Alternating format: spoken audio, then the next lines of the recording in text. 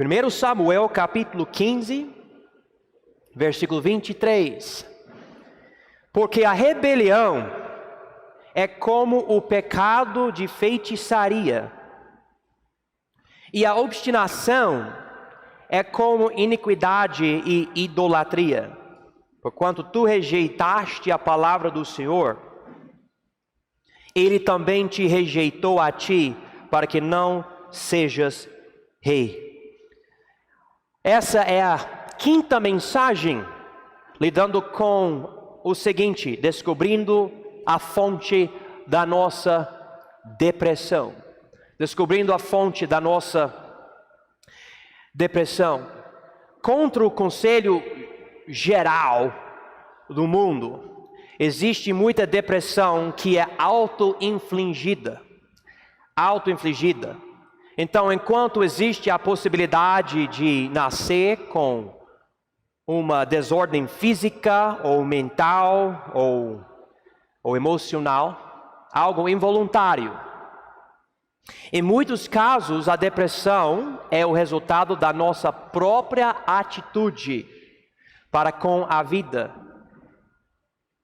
e tudo que acontece na vida. E na Bíblia, o Senhor já nos mostrou várias coisas que nos afetam emocionalmente. E nesses últimos cultos, eu mostrei para vocês que a depressão pode vir por causa de uma tragédia não muito bem entendida. A depressão pode vir por um cargo indesejável. A depressão pode vir por causa de culpa dentro de nós, por causa do nosso pecado. A depressão pode vir por causa de humilhação e amargura. A depressão pode vir por causa de perversidade, um coração perverso. A depressão também pode vir por causa de autopiedade ou vitimismo. Ai de mim. Também a depressão pode vir por causa de solidão. E além disso, nós aprendemos nessas últimas semanas que a depressão é comum. Na Bíblia nós vimos que Jó, Moisés, Davi, Judas, Aitofel, Salomão, Acabe e Elias sofriam com depressão. Alguns dos homens de Deus mais famosos queriam até morrer por causa da angústia que eles passavam. Na verdade, chegando a essa idade e essa experiência da minha vida, eu acredito que até muitos crentes já deixaram esse pensamento passar pela cabeça. Eu quero morrer. Eu não quero continuar. Hoje, torna-se necessário ver outras fontes de depressão, nesse culto agora. No caso, hoje precisamos ver o profeta Jonas e o profeta Jeremias. Vamos abrir as nossas Bíblias, por favor, no livro de Jonas, no Velho Testamento. Jonas, esse homem, chamado por Deus, também chegou a um ponto muito ruim na vida dele. E eu nem estou falando sobre o estômago do grande peixe. É a atitude dele depois. Jeremias também sofria muito por causa da reação do povo dele para a pregação dele. Então vamos considerar a fonte da depressão na vida de Jonas e depois em Jeremias. É raro uma pessoa, eu digo raro, talvez impossível, eu não sei. Mas vamos dizer, é muito, muito raro alguém nascer com depressão. Uma coisa acontece na vida da pessoa que afeta algo interno. E dependendo muitas vezes da atitude da pessoa, a depressão pode vir para essa pessoa. Agora nós precisamos ver a situação de Jonas. Vamos ver ele antes da depressão, aqui em Jonas capítulo 1, versículos 1 e 2. E veio a palavra do Senhor a Jonas, filho de Amitai, dizendo: levanta-te e vai à grande cidade de Nínive e clama contra ela, porque a sua malícia subiu até a minha presença. Então Jonas, antes de passar por um momento de depressão, ele era um homem chamado por Deus. Especificamente, ele era um profeta, ungido para o ministério, um homem que precisava pregar para as multidões, um homem que conhecia a Deus, entendia muito bem a Deus. Inclusive, se vocês puderem ir comigo para o capítulo 4, versículo 2, ele diz aqui, e orou ao Senhor e disse: Senhor, não foi esta minha palavra estando ainda na minha terra, por isso é que me preveni, fugindo para Tarsis, pois sabia que és Deus compassivo e misericordioso, longânimo e grande em benignidade, e que te arrependes do mal. Irmãos, eu estou querendo falar para vocês que esse homem que vai passar por depressão, ele não era qualquer homem. Ele não era drogado, beberrão, nada disso. Ele era um homem do ministério, ungido, chamado por Deus para pregar. Nós podemos ver ele pregando uma vez, a única vez na Bíblia fora do livro de Jonas. Vamos rapidamente para 2 Reis, por favor. Única vez que você vai ver Jonas fazendo o ministério dele fora do livro de Jonas. 2 Reis, capítulo 14, versículo 25. 2 Reis 14, 25. Também ele restituiu os termos de Israel, desde a entrada de Amate até ao mar da planície, conforme a palavra do Senhor, Deus de Israel, a qual falara pelo ministério de seu servo Jonas, filho do profeta Amitai, o qual era de Gat-Hefer. Aqui eu não vou dar todo o contexto de 2 Reis 14. Mas é duvidoso que aqui Jonas estava fazendo certo na profecia dele. Podemos voltar, porém, aqui para Jonas, o livro de Jonas. E nós vemos um homem chamado por Deus para ir para a cidade de Nínive. Ir para a cidade de Nínive era para ir para uma cidade não de judeus, mas uma cidade de gentios. Nós somos gentios, nós não somos judeus, nós não temos Moisés e Abraão e a lei de Israel e o tabernáculo, o templo, os profetas. Não, nós somos gentios. E no Novo Testamento, Deus entre os judeus fundou a igreja, e a igreja vai para todas as pessoas, inclusive todos os do Brasil. Aqui no Velho Testamento, antes da existência da igreja, Deus falou para esse judeu, Jonas, ele falou para ele, esse hebreu ou israelita, vai para os gentios, especificamente para uma cidade chamada Nínive. Vocês podem marcar a palavra aqui, Jonas 1, 2. O problema com Nínive, e você pode até estudar sobre isso hoje em dia, era uma cidade horrível. Basicamente, Nínive era uma cidade de terroristas.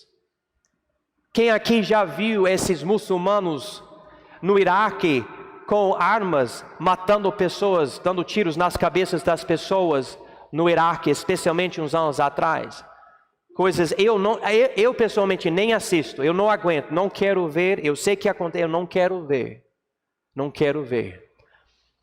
Esse povo de Nínive era horrível e contra Israel. Eles cercavam a cidade deles, de Nínive, com os corpos dos seus inimigos. Eles às vezes usavam correntes e penduravam os seus inimigos em forro assim, e usavam um ferro quente para passar na pele e tirar a pele dos corpos dos seus ainda vivos. Só para vocês terem uma ideia. E Deus falou: eu amo o povo de Nínive. Eu amo esses terroristas. Jonas, vai para eles. Versículo 3 de Jonas 1. Porém Jonas se levantou para fugir da presença do Senhor para Tarsis. E descendo a Jope, achou um navio que ia para Tarsis. Pagou, pois, a sua passagem e desceu para dentro dele, para ir com eles para Tarsis, para longe da presença do Senhor. Então, Deus falou: Jonas, vai para Nínive. E Jonas falou: não. Ele foi para o outro lado. Ele foi para o mar Mediterrâneo. Ele falou: não, não vou não. Esse homem que conhecia a Deus, entendia a palavra de Deus, chamado por Deus, profeta de Deus, na hora de receber a vontade de Deus, ele falou: não. Irmãos, antes de sofrer com depressão, ele sofreu, com teimosia, ou seja, obstinação. Quem aqui conhece alguém obstinado? Uma pessoa que você tenta explicar, você tenta motivar, você tenta ajudar, mas a pessoa continua na dureza do coração, dizendo: eu não vou mudar, você não pode me mudar, é a minha vida, eu vou viver do meu jeito, eu não gosto do que você quer que eu faça, eu não vou fazer. Quem conhece alguém assim? Pode levantar a mão? Muita gente. Talvez você seja assim, espero que não, porque aparentemente até um homem de Deus pode ser assim. Deus falou para ir para Nínive, e ele foi para o mar Mediterrâneo. E quando você tem teimosia ou obstinação na sua vida, que é uma grande iniquidade, segundo 1 Samuel 15, 23, o primeiro nível dessa teimosia é desobediência. Quem tem crianças, filhos, levanta a mão, por favor. Quem tem pelo menos um filho que sofre com teimosia, levanta a mão. Pelo menos um filho. Eu tenho, né? Gabriel, quantos filhos eu tenho que são, sabe, difíceis, né? Só um? Nossa, mas é você? Não, ok. Não me fala quem é, não. Tá bom. Mas a primeira coisa, você fala, vai para lá, vai para outro lugar. Às vezes você conhece alguém, você fala para a pessoa: não fala isso, e na hora o que a pessoa faz? Fala. Gregório, você sofre com isso em casa? Até você, né? Coitado, Miqueias desse tamanho, né? Uma vez eu estava com o Gregório lá em frente da igreja, e o Miqueias, ele falou sobre o pai dele, ele falou: papai é feio. Eu falei: que coisa chata, né? Coitado. O Gregório está sofrendo até hoje por causa do filho dele. E seu filho tem quantos anos de idade? 4, né? Pois é, vida difícil, Primeiro nível é desobediência da pessoa teimosa. Agora vamos continuar nesse texto aqui. Vamos para capítulo 3 de Jonas e vamos chegar aqui em versículo 10. Jonas, você sabe, ele acaba sendo jogado fora do navio. Ele entra na boca de um grande peixe, ele faz uma oração e Deus decide afetar o peixe, e o peixe acaba cuspindo ele na praia, provavelmente por causa do ácido dentro da baleia. A pele dele ficou branca. Eu ouvi de uma pessoa da Suécia, outro lugar, que acabou ficando engolida por um bicho desse, e quando saiu, estava vivo, mas a pele mudou, ficou uma cor branca por causa do ácido do bicho. Então imagina Jonas com uma pele desse, e ele viaja mais ou menos 1.200 quilômetros da área de Israel para a cidade de Nínive. Ele vai lá, ele decide: tá bom, eu não quero ir, mas eu vou. Isso depois de ficar engolido por esse peixe. Mas na verdade, irmãos, ele foi, mas ele não queria fazer a vontade de Deus, e com certeza ele não queria que Deus perdoasse esse povo. Quem aqui, você faz o certo, mas a sua atitude não está muito legal, né? Quem aqui, eu tenho 5 filhos, eu falo algo assim: guarda os seus brinquedos, faz assim, vai para o quarto, guarda os brinquedos, mas vai marchando assim.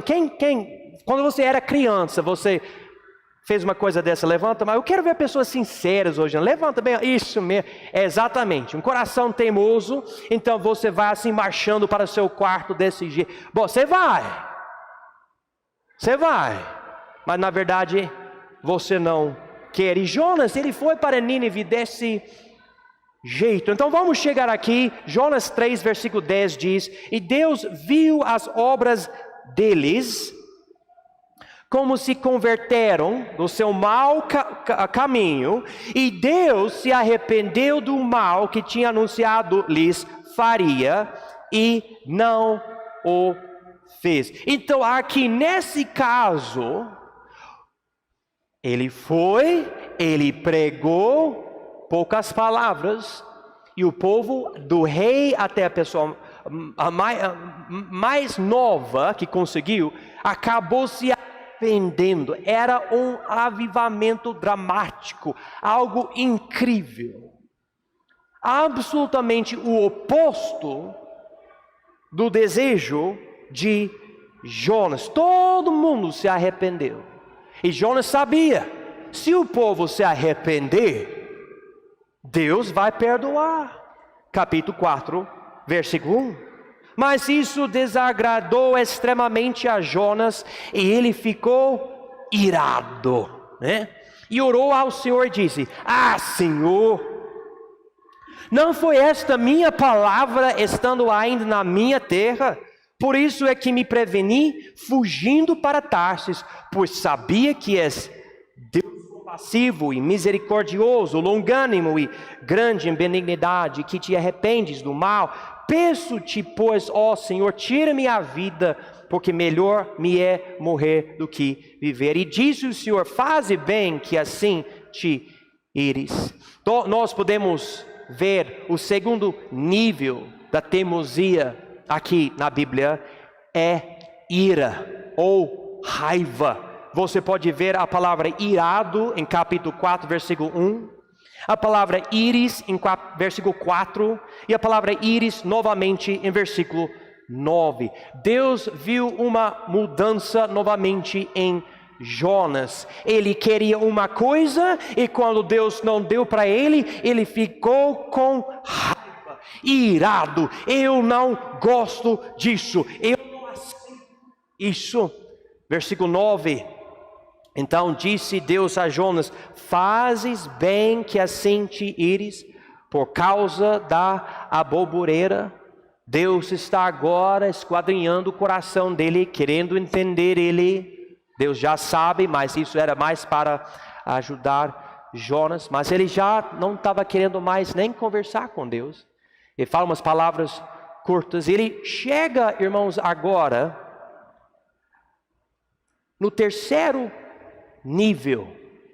A pessoa que é obstinada sofre com obstinação, teimosia. Essa pessoa chega a ter pensamentos tolos. Notem aqui comigo, irmãos, versículo 3. Peço-te, pois, ó Senhor, tira-me a vida, porque melhor me é morrer do que viver. Note versículo 8 também. E aconteceu que, aparecendo o sol, Deus mandou um vento calmoso oriental. Essa palavra calmoso quer dizer de calor, nesse contexto aqui. E o sol feriu a cabeça de Jonas, e ele desmaiou e desejou com toda a sua alma morrer, dizendo: melhor me é morrer do que viver. Que, irmãos, preste atenção, que coisa chata. Ele simplesmente não tinha o que ele queria. Ele queria que Deus matasse o pessoal de Nínive, mas ele chegou a tanta ira, tanta raiva no coração dele, que quando Deus começou a conversar com ele, ele falou: eu não aguento mais isso, eu quero morrer. Eu vou falar para vocês, nós já sabemos, os psicólogos nos falam, quando a pessoa fala: eu vou me matar, existe sempre a possibilidade dessa pessoa fazer o quê? Cometer suicídio. Existe, irmãos, o suicídio, porque a pessoa tem tanta teimosia, que chega até esse ponto e fala: então, se eu não puder ter a minha vontade, o meu caminho, do meu jeito, eu vou me matar. Eu não quero viver mais. Às vezes, irmãos, eu acho que jovens têm uma certa coisa que acontece. Nós sabemos que muitos jovens têm conflitos com seus pais. Podem ser crianças boas ou não, mas acabam tendo essa obstinação. E com 13, 14, 15 anos de idade, cresce um conflito entre pai e filho, mãe e filho. E o resultado é que os pais falam, não faça aquilo, e a criança fica cada vez mais dura, ou o jovem fica cada vez mais duro. E acaba fazendo loucura. Por exemplo, quem acha ruim usar drogas, levanta a mão. É ruim, não é? Porque, com todas as coisas ao nosso redor que falam que droga é ruim, um jovem vai decidir colocar algo no braço. Você já parou para pensar quão estúpido isso é? Ou às vezes o jovem, não é sempre, mas em certos casos, quer colocar uma tatuagem bem aqui, ou em outro lugar, tipo, muito feio. Ou a pessoa começa a beber cerveja, ficar bêbado. Eu me lembro de um grupo de jovens ao lado da minha casa, nos Estados Unidos não tem muros, e todo mundo ficou tão bêbado que tinha jovens deitados, desmaiados, na rua inteira, de cima para baixo, com vômito ao lado de muitos jovens por causa da pinga. Vamos fazer isso. Não importa o que papai fala, eu vou fazer. E depois uma vergonha total para todos nós, especialmente para os jovens. A obstinação não é sempre a fonte da teimosia ou desse tipo de coisa, mas muitas vezes é a obstinação, essa teimosia que leva a pessoa a falar, bom, se você não quiser que eu faça, eu vou fazer mesmo. Se eu quiser fumar maconha, eu vou fumar. Se eu quiser beber cerveja, eu vou beber. Se eu quiser tatuagem, eu vou receber uma tatuagem. E se você não aceitar, vou fazer mais coisas. Quem já viu um jovem cortando a pele com uma faca ou algo assim? Levanta a mão. Já viu isso? Já viu? Existem essas coisas. Eu me lembro de um jovem, ele até cortava letras nas pernas dele com uma faca. Você não acha incrível isso? É incrível. Mas acontece. E você, mas como assim? Como é que você pode fazer isso? Não é sempre a razão, mas muitas vezes existe obstinação. E na hora do pai falar, por favor filho, isso não é bom para você, o filho obstinado fala, eu vou fazer. Eu vou fazer. Por causa disso, irmãos, como eu já falei várias vezes, nós precisamos ganhar os corações dos nossos filhos. Logo no início, desde a infância, fazendo o máximo para ganhar o coração. Eu não estou dizendo para você ficar dando balinhas e bombons. Eu estou falando para você disciplinar e amar e não ser hipócrita diante do seu filho. Fazendo o máximo para seu filho saber que você também ama a Deus e você também quer fazer o certo. Mas nós estamos numa época de muita teimosia. Estamos perdendo os nossos filhos. É difícil. Eu tenho alguns filhos meus que são mais complicados. E eu vou falar em frente dos meus filhos, que estão aqui hoje à noite. Eu tenho certas preocupações. Eu mando em casa, eu sou a autoridade. Mas eu não sei o que vai acontecer quando meus filhos foram para a faculdade, eu não sei. Mas eu oro e oro. Alguém fala, mas pastor, o senhor é um pastor, homem de Deus. Nasceu num lar cristão, recebeu Jesus com poucos anos de idade, mas irmãos, eu sou falho e fraco. E outra coisa, meus filhos têm suas próprias vontades, suas próprias almas. Eu não posso controlar tudo. Então eu oro e oro e oro. Toda semana eu fico orando pelos meus filhos, fico ensinando a palavra aos meus filhos. E às vezes eu vejo uma dureza, e eu sei que essa dureza pode levar para certas coisas. Eu me lembro de um amigo meu na escola. Eu já mencionei outro que se enforcou. Eu me lembro outro, ele era muito teimoso. Muito teimoso. E um dia ele levantou uma arma para a cabeça dele e se matou. Puf, já era. Mas eu me lembro dele, ele não queria aceitar a palavra da autoridade dele. O diretor da escola, a palavra dos pais dele, ele não quis. E um dia ele chegou a um ponto de Muitas vezes suicídio é a coisa mais egoísta que uma pessoa pode fazer. É dizer, bom, eu vou fazer as coisas do meu jeito. E se mata. Irmãos, eu já falei, existem outros casos, outras fontes da nossa depressão, outras coisas que podem causar suicídio, etc. Mas a Bíblia nos ensina que também existem essas fontes que vêm da nossa própria atitude. Que Jonas, ele disse, eu quero morrer porque eu não consigo a minha vontade. E daí, depois desses pensamentos tolos, vamos ver aqui Jonas 4:9. Então disse Deus a Jonas, fazes bem que assim te ires por causa da aboboreira. Ele disse, faço bem que me revolte até a morte. O quarto nível da teimosia é justificar a teimosia. É dizer, eu estou fazendo certo, essa atitude está correta, você não pode me mudar, eu não vou mudar. Você pode falar para mim, você pode pregar para mim, você pode me disciplinar, mas eu não vou mudar, você não pode me quebrar. Quem conhece alguém assim? Eu conheço pessoas assim.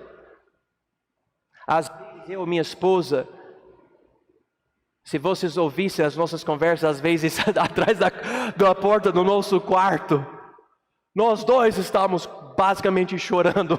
O que nós vamos fazer? Às vezes é um dos nossos filhos. Eu sou pastor. Às vezes não é nosso filho. Às vezes é um irmão ou uma irmã da igreja. Ou alguém que nem é da igreja, mas a gente conhece e estamos tentando ajudar. E a gente vê essa dureza. Mas quando a pessoa chega a esse nível de até justificar, você pode falar de qualquer coisa e a pessoa não muda. E para mim, a única solução é o milagre de Deus nessa vida. A única solução. A única solução. E por causa disso, eu já enfatizei, vou falar de novo. Irmãos, nós precisamos orar pelos nossos filhos. Nós precisamos rogar a ajuda de Deus. E não somente pelos nossos filhos e netos. Precisamos orar uns pelos outros. Porque existe essa obstinação tão forte. Eu conheço pessoas, se eu falasse para vocês os nomes de certas pessoas que já queriam se matar, vocês ficariam chocados. Chocados. Pessoas que eu conheço, que já me falaram, eu quero me matar. Ficariam chocados. E às vezes eu noto em certas pessoas, essas pessoas têm um coração tão duro e não querem aceitar a verdade. Por favor, não seja assim. Vamos terminar com mais uma pessoa, Jeremias, hoje à noite. Vamos para o livro de Jeremias, também no Velho Testamento. Eu fico tão triste quando eu vejo alguém sofrendo com depressão por causa de uma doença, por causa de algo, nasceu com um certo problema. Mas é nossa culpa quando nós decidimos agir de uma certa forma errada.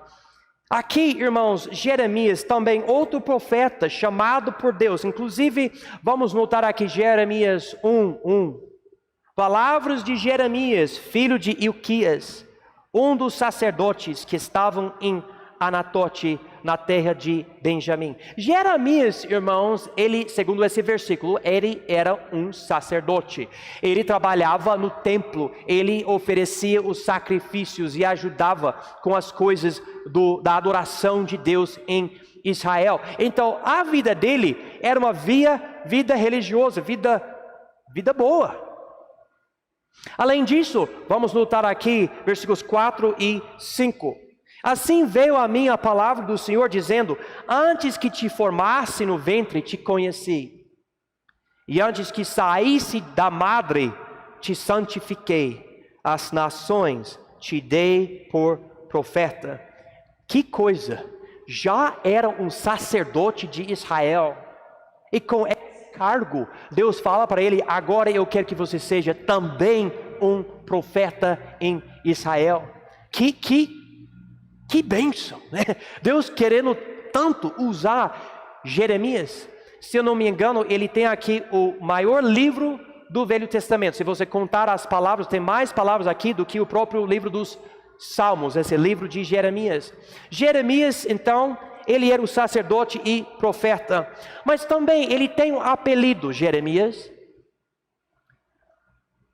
Elias, ele tinha o nome profeta de fogo, né? Um apelido, um título para ele. Mas Jeremias não. Jeremias tinha... Ele era o profeta que chorava. O profeta que chorava. Ele até escreveu o livro de Lamentações. Se você ler esse livro, você vai observar como ele chorava muito. Porque o povo de Deus não queria fazer o certo. E quando Deus chamou ele, nesse mesmo capítulo 1, Deus avisa ele, não vai ser fácil. Vamos notar isso aqui em Jeremias capítulo 1, versículo 19, por favor. E pelejarão contra ti, mas não prevalecerão contra ti, porque eu sou contigo, diz o Senhor, para te livrar. Se vocês quiserem marcar aqui com o versículo 9, quando ele diz pelejarão contra ti, mas não prevalecerão contra ti, ele está falando não sobre os gentios, os inimigos de Deus, ele está falando sobre os próprios judeus, o povo de Deus. Ele fala, você vai pregar e o próprio povo de Deus vai lutar contra você. Que coisa chata, né? Eu já sei de vários missionários, histórias de vários missionários que foram para outros lugares, tipo Hudson Taylor e Adoniram Judson e outros missionários que foram para a Índia, para a China, etc. Levou 7 anos para a primeira pessoa receber Jesus. 7 anos. Isso é difícil. Eu cheguei aqui, Deus já tinha um povo preparado. E logo no evangelismo, Deus estava fazendo coisas. Eu lembro, estou olhando para vocês agora, chegando em certas casas. Provavelmente vai ser vocês, Mábio e Juliano. Uma das primeiras pessoas que eu conheci aqui. E Deus já estava operando, preparando as pessoas. Eu tenho uma vida muito abençoada. Ainda há dificuldades aqui, mas eu não posso comparar o meu ministério com o ministério de Jeremias. Extremamente difícil. O povo não queria ouvir ele. Então existia improdutividade. E na verdade essa improdutividade era a fonte desse sofrimento, dessa depressão na vida de Jeremias. Vamos para capítulo 20, por favor. Jeremias capítulo 20. E aqui eles vão colocar ele no cepo. Ele vai ficar preso por um período, depois eles vão soltar ele. Não é a única coisa ruim que aconteceu com ele, na verdade várias coisas ruins aconteceram. Mas vamos ver essas coisas. Aqui, Jeremias 20, versículos 1 e 2. E Pazur, filho de Immer, o sacerdote, olha só, o sacerdote, que havia sido nomeado presidente na casa do Senhor, ouviu a Jeremias que profetizava estas palavras e feriu Pazur ao profeta Jeremias e o colocou no cepo, que está na porta superior de Benjamim, na casa do Senhor. Imagina, Deus chama você para pregar para o povo de Deus, e quando você prega para o povo de Deus, esses da família do sacerdote decidem prender você e colocar você dentro desse cepo. Imagina isso.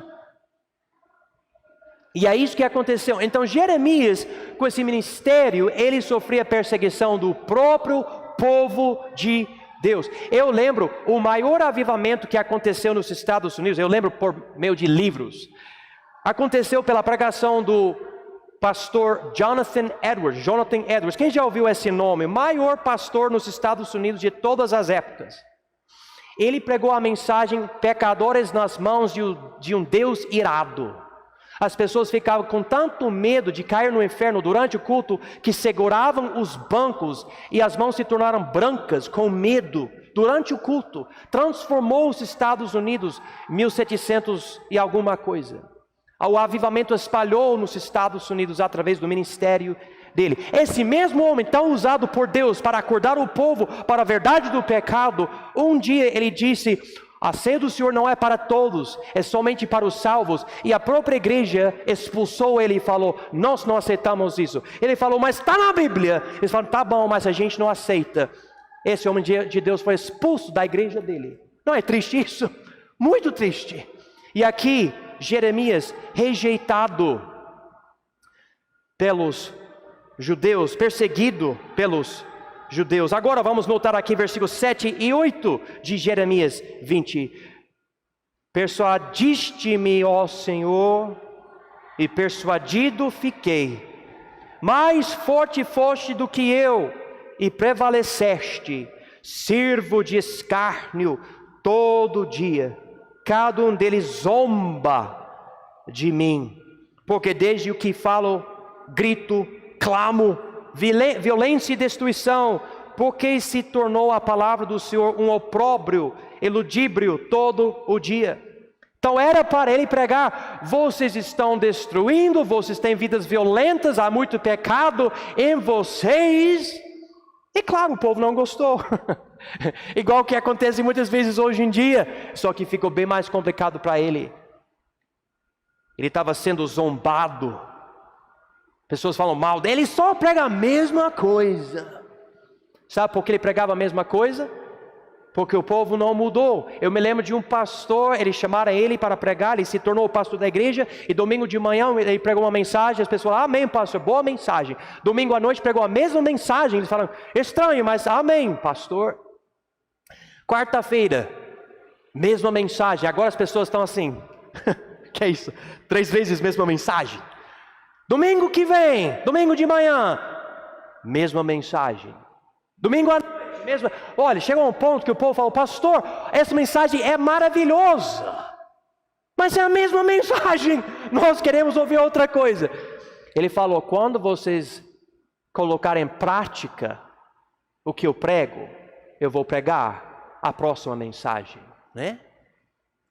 Mas é uma realidade. Quantas vezes eu já falei a mesma coisa nessa igreja? Eu mesmo, mesma coisa eu mostrei da palavra de Deus, e o povo não muda. Boa pregação, pastor, amém, gostei. Mas não muda. Eu estou rindo agora, mas meu coração não está rindo, né? É triste. Jeremias estava passando por isso. Olha aqui versículo 10. Porque ouvi a murmuração de muitos, terror de todos os lados. Denunciai, e o denunciaremos. Todos os que têm paz comigo, aguardem o meu manquejar, dizendo: bem pode ser que se deixe persuadir, então prevaleceremos contra ele e nos vingaremos dele. Então quando ele diz os que têm paz comigo, ele está dizendo: esses que são meus amigos, talvez parentes, eu tenho paz com eles, mas até eles, ouvindo a minha pregação, não querem ouvir mais. Eles querem que eu fale alguma coisa errada para poderem falar: ele errou, ele não é de Deus. Às vezes, eu me sinto assim que com certas pessoas, graças a Deus, não muito hoje em dia, mas no início do meu ministério aqui no Ouro Preto, pessoas querendo, como a Bíblia diz, me apanhar em uma palavra, para eu cair. O senhor crê nisso? Pessoa fala para mim: o senhor é de uma igreja tradicional, o senhor não acredita no Espírito Santo? Já querendo me pegar. Eu acredito muito no Espírito Santo. Eu dependo dele. Nossa igreja depende dele. Mas ele chegou a um ponto que as pessoas falavam, você pode imaginar irmãos da igreja conversando: olha, vamos usar meu nome, esse pastor João, olha, ele é legal e tudo, sabe, ele gosta de pregar, ele está tentando fazer o seu, mas ele prega a mesma coisa, ele tem que parar. Não quero mais ouvir isso. E vamos imaginar, Deus fica falando para mim: prega a mesma coisa. O povo precisa ainda ouvir. E é isso que estava acontecendo com Jeremias. Até os amigos estavam dizendo: não quero ouvir mais ele, não aguento mais. Então, irmãos, ele tem uma certa luta. Diz aqui em Jeremias 20, versículo 9: então disse eu: não me lembrarei dele, e não falarei mais no seu nome. Mas isso foi no meu coração como fogo ardente, encerrado nos meus ossos. Estou fatigado de sofrer e não posso mais. Então, olha aqui a luta dentro de Jeremias. Ele estava dizendo: bom, eu não vou ser mais um pregador, não vou ser mais profeta, não aguento mais, eu vou parar. Mas ele disse: mas estava no meu coração essa palavra como um fogo ardente, encerrado nos meus ossos. Eu preciso pregar, eu vou pregar. Se eu perder todo mundo, se o povo me matar, eu vou pregar. Eu vejo aqui um homem sofrendo com depressão, mas ao mesmo tempo lutando contra a depressão. Às vezes você pode ver, por exemplo, esse homem aqui, de terno, trabalhando numa empresa, ganhando muito dinheiro. Você vê esse outro mendigando na rua. Os dois nasceram do mesmo pai. Como é que você ficou tão rico e tem uma vida tão estabelecida? Ele fala: porque meu pai era bêbado. E o outro, que é o irmão dele: por que você vive desse jeito na rua assim? Ele fala: porque meu pai era bêbado. Duas pessoas com vidas diferentes, por causa da mesma pessoa no passado. Sabe, irmãos, depressão muitas vezes é nossa escolha. Você que decide como você vai reagir para o que vem para a sua vida. E Jeremias disse: eu quero parar, eu não aguento mais esse povo, mas tem algo em mim, eu preciso, eu vou pregar, eu vou continuar. Eu gosto disso. Agora eu vou levar vocês para a hora mais negra na vida de Jeremias, mesmo capítulo, mas os últimos versículos. Vamos ver aqui, Jeremias 20:14. Maldita o dia em que nasci, não seja bendito o dia em que minha mãe me deu à luz. Maldito o homem que deu as novas a meu pai, dizendo: nasceu-te um filho, alegrando-o com isso grandemente. E seja esse homem como as cidades que o Senhor destruiu e não se arrependeu. E ouça clamor amanhã e ao tempo do meu dia um alarido. Por que não me matou na madre? Assim minha mãe teria sido a minha sepultura e teria ficado grávida perpetuamente. Por que saí da madre? Para ver trabalho e tristeza, e para que os meus dias se consumam na vergonha. Aqui nós estamos vendo um homem que queria lutar, ele queria continuar, mas, irmãos, ele era um homem carnal, igual a todos nós. Ele chegou um momento e estava pensando: eu não quero nem ter um nascimento. Eu quero ter morrido dentro da minha mãe. Eu enfatizo isso para os irmãos, pensando hoje à noite: você pode estar tentando fazer o máximo para servir a Deus, mas ainda vão chegar coisas difíceis. A Bíblia promete isso. E você ainda pode cair num momento tão negro, tão escuro, e você sofre. Porque eu estou aqui, é como se eu estivesse morrendo afogado nessas coisas. Eu não consigo pensar correto. Eu só penso em coisas ruins. Mas eu quero falar algo para vocês que Jeremias precisava lembrar, como Moisés precisava, e Davi, e Jó, e todos os outros. Quando você parece estar num momento tão ruim, Jesus nunca te abandonou. Nunca. Nunca. Ele está do seu lado. Às vezes ele está até carregando você, e você não percebe. Mas Ele nunca jogou você fora. E deixa eu falar algo enfaticamente para vocês: você não precisa morrer. Você não precisa. Ele ainda está operando. Jó passou por dificuldades, Moisés também, Davi também. Jeremias também, Jonas também, Judas também. Algumas pessoas escolheram a coisa certa. E outras pessoas não. O que é que você vai fazer?